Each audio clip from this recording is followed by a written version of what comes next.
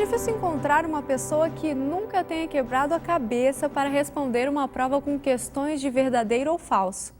Assinale a alternativa que não corresponde a um determinado período histórico. Neste caso, existe apenas uma resposta verdadeira. Mas, quando há mais de uma resposta correta na questão, a situação complica. Por exemplo, assinale a letra A se as alternativas 1 e 2 forem verdadeiras. Assinale B se a 1, a 2 e a 3 e assim por diante. É um alívio pensar que temos um Deus que nos deixou bem claro. Só existem dois caminhos, o largo e o estreito. Existem dois tipos de deuses, o único Deus digno de honra e louvor e os demais. Da mesma forma, só existem dois tipos de igreja, a igreja verdadeira de Deus e as falsas. O que este assunto tem a ver com os 10 mandamentos? Como descobrir qual é a igreja verdadeira ou a falsa? Estas respostas você encontra na Bíblia, o gabarito de Deus. Verdadeira ou falsa? Assista ao próximo estudo com o pastor Luiz Gonçalves.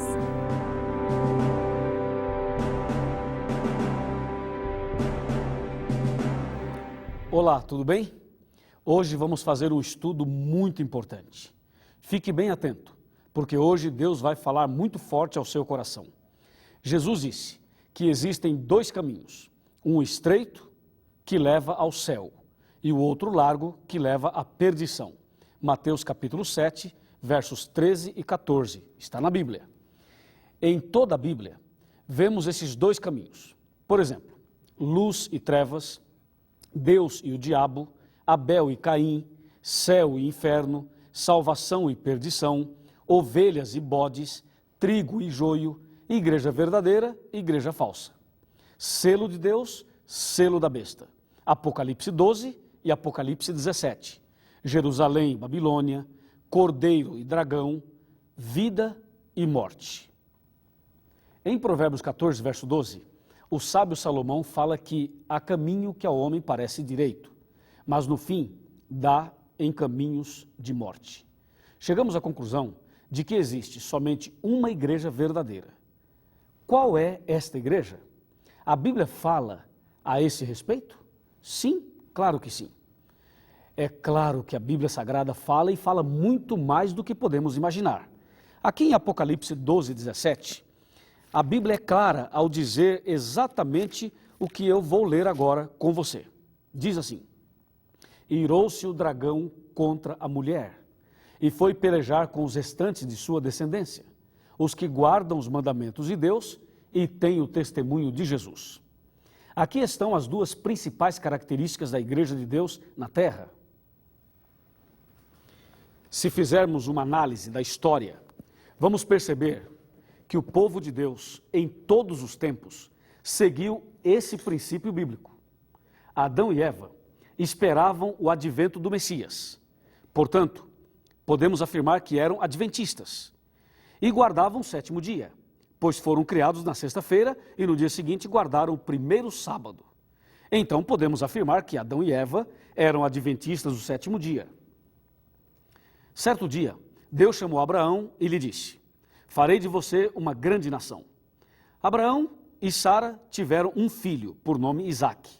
Esse, por sua vez, casou-se com Rebeca e teve 2 filhos, Esaú e Jacó. A princípio, Jacó teve uma experiência amarga e depois de uma experiência espiritual marcante, quando teve um encontro com Deus numa grande luta espiritual. Naquele momento, seu nome foi mudado para Israel, que significa vencedor. Israel teve 12 filhos, que deram origem às 12 tribos de Israel. Mais tarde, elas se transformaram na grande nação que leva o nome do neto de Abraão. Podemos dizer que Israel era a igreja de Deus no deserto e em todo o Antigo Testamento. O mais impressionante é que o povo de Israel, povo de Deus, guardava os 10 mandamentos, esperava também o advento do Messias e guardava o sétimo dia, o sábado. Aqui também podemos afirmar que o povo de Israel era adventista do sétimo dia. Amém? Chegou a plenitude dos tempos e nosso Senhor Jesus Cristo, pelo poder do Espírito Santo, nasceu da Virgem Maria. Quando lemos sobre a vida de Jesus, percebemos que ele guardava todos os mandamentos de Deus. João 15, verso 10 e Mateus 5, 17. Jesus Cristo guardava também o Santo Sábado. Está em Lucas 4, verso 16.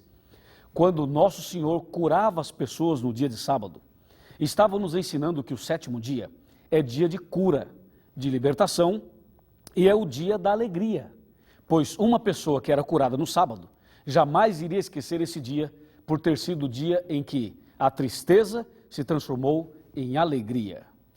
Jesus, Maria e os apóstolos guardavam os 10 mandamentos. É bom lembrar que Jesus era judeu. Jesus estabeleceu o cristianismo e este deveria passar por 7 fases. Nos capítulos 1, 2 e 3, o Apocalipse fala dessas fases quando descreve as 7 igrejas. Éfeso, a primeira fase, foi do ano 31 até o ano 100 depois de Cristo.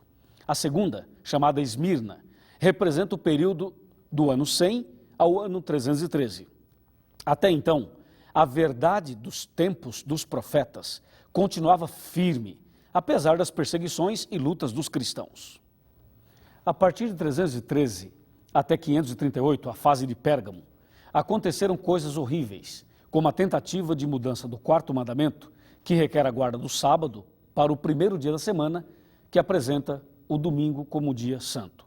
Isto se deu no dia 7 de março do ano 321, por decreto do imperador romano Constantino o Grande. Por volta do ano 380, Constantino e Teodócio estabeleceram as bases doutrinárias para o surgimento do catolicismo, que mais tarde confirmou o domingo como dia do Senhor e colocou isto no mandamento do catecismo romano. Esse decreto foi aceito e é seguido até hoje pelos protestantes em geral. No ano 538, o bispo de Roma recebeu a autoridade suprema para dominar não apenas religiosamente, como politicamente. Assim começou a perseguição da Idade Média, que se estendeu até o ano 1798 depois de Cristo.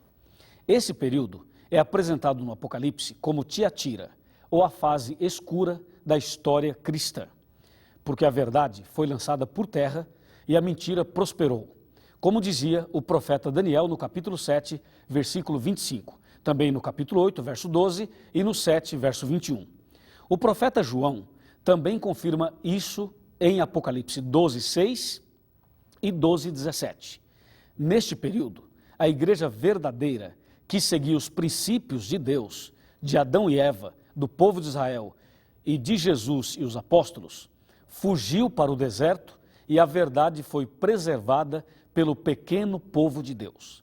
Na sequência, a igreja viveu as fases de Sardes, Filadélfia e agora vive o período de Laodiceia. No ano de 1844, Deus levantou a igreja adventista do 7º dia. Na mesma ocasião, Deus despertou outras pessoas ao redor do mundo para o processo de restauração da verdade. Este movimento profético tem como objetivo levar a salvação a todas as pessoas e apresentar a verdade restaurada a todos os povos, nações, tribos e línguas. Hoje, a verdade sobre o advento de Jesus e o 7º dia da semana, o Santo Sábado do Senhor, que era a crença do povo de Deus desde o Jardim do Éden, está sendo ensinada a todas as pessoas. Jesus está chamando você para fazer parte da igreja verdadeira. Venha, abra seu coração, tome uma decisão e faça parte do povo de Deus. É através do batismo que alguém se torna membro da igreja adventista.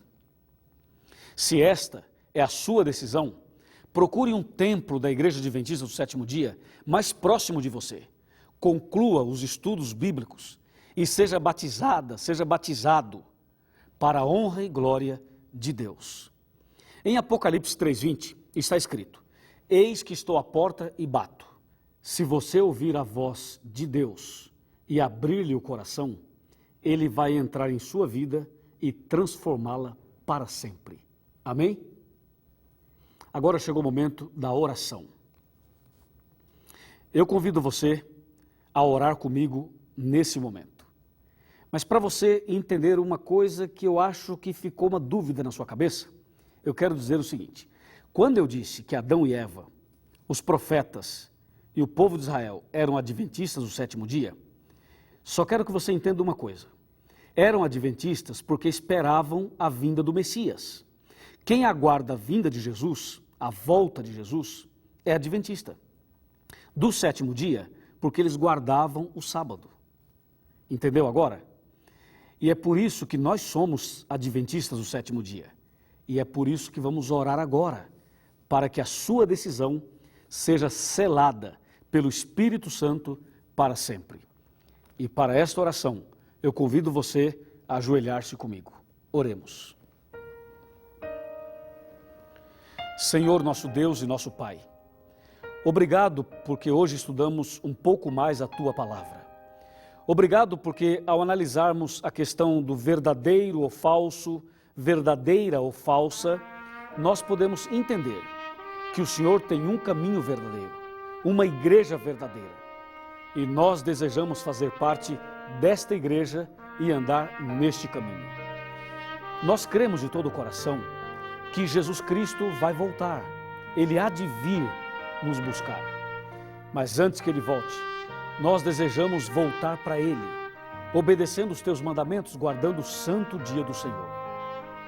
E é justamente essa decisão que essa pessoa tomou agora.